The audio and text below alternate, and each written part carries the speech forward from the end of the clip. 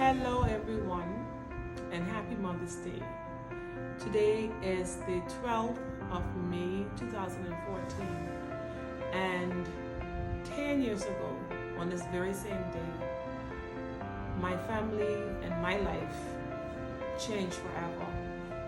It was on that day that early that morning I was alarmed when my husband came in the room, running actually, waking me up out of my bed, saying, "Baby, pray, pray, pray, get up, come." And we ran down to our son's room. This is Aaron.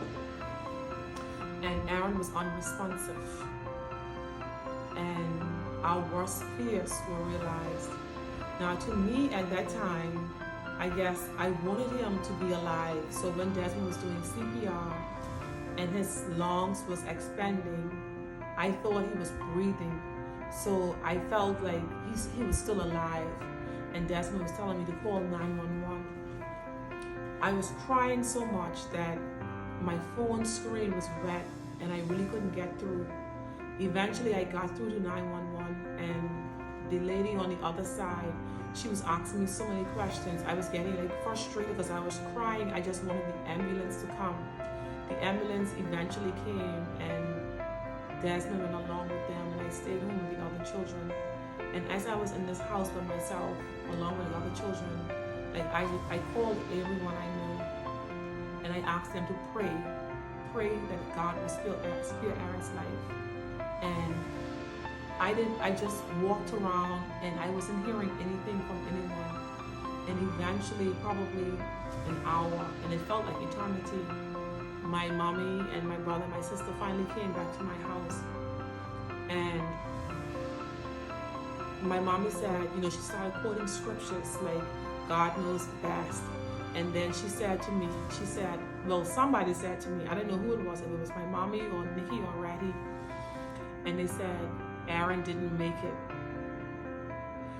I heard the words, but when you're recovering from a concussion, you seeing people's mouth move, but you're not hearing what they're saying or it's not registering what was said, because I just couldn't believe, I couldn't accept that someone had just said to me that my son was dead.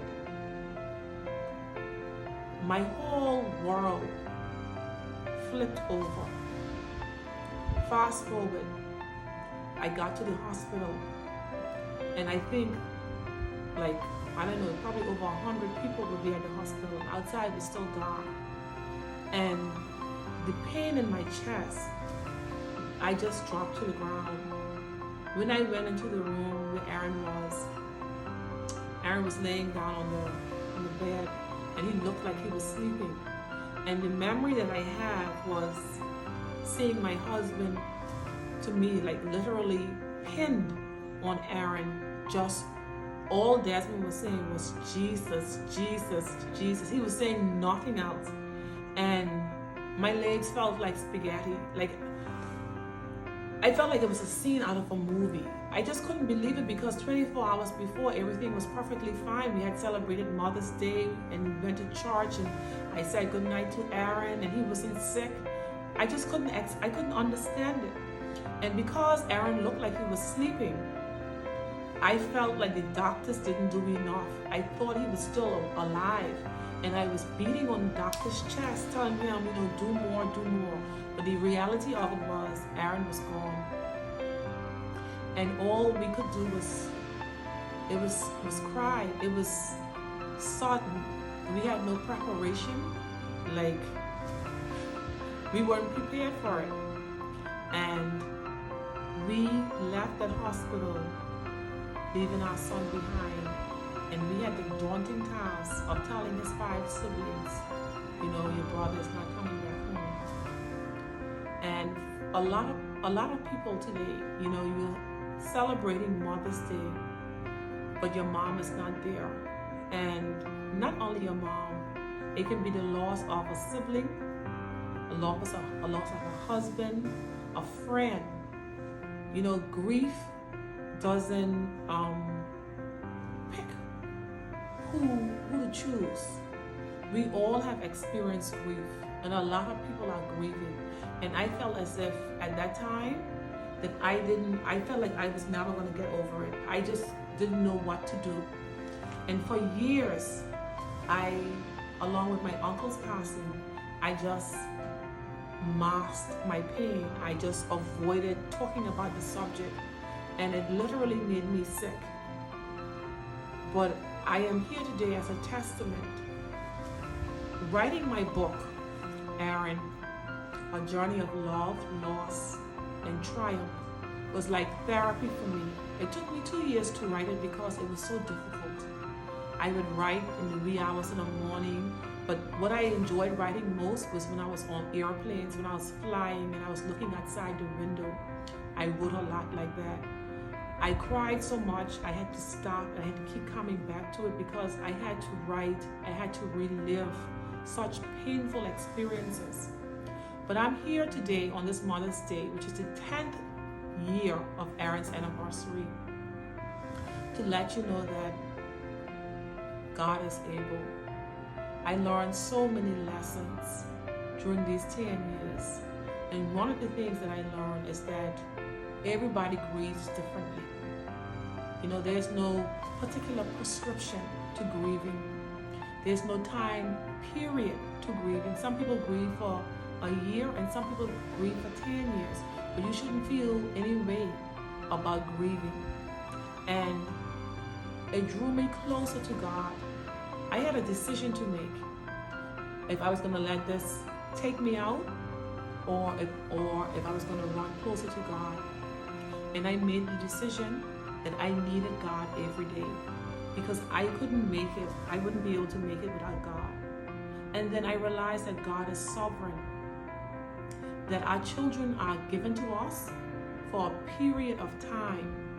We as parents, when we have children, we want our children to live beyond us. We want our children to live, to well into their 90s and 100s. But God has a purpose and a plan for all of us. And when that plan and purpose has been realized, that is our end. I know that Aaron was especially handpicked just for me and Desmond because he was special needs. And we had extraordinary love for him. But when his time was up, when his purpose was completed in this life, God, because the enemy cannot take you. But I didn't realize that, at the beginning. But over a period of time, I came to that realization. And I give God thanks for allowing him to be with us for 11 years. And the journey, the love, and the lessons that I have learned. And for anyone who wants to walk through grief, walk through anxiety, depression, and sadness, I encourage you to read my book.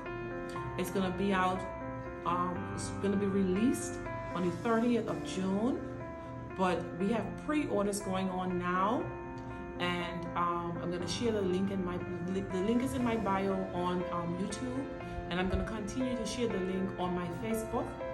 But God is no respecter of persons, and it took me 10 years, but guess what? I came out on the other side. You're never completely free of it, but you learn how to cope. Because when you go through experiences like sudden loss, it is never for you alone. So many people have come to me, because I'm also a Christian counselor. So many people have come to me, not with the loss of, through death like that, but through other avenues of pain and suffering. And I am able to share the gospel of Jesus Christ and let them know that God loves them and that they can give all their burdens and their trials and their tribulations, their pains over to God. And everything takes time. I'm not saying tomorrow is going to be the best day of your life. But if you trust God, you will never be disappointed. So on this Mother's Day, I had to realize that I had other children. They wanted to celebrate me for Mother's Day. For the first 5 years, I never celebrated Mother's Day. It was too hard. But God has healed that part of my heart. I'm able to celebrate with my husband and my children, and I'm able to share my journey with others. So for those who are grieving today, I encourage you to tap into God and trust God. Happy Mother's Day.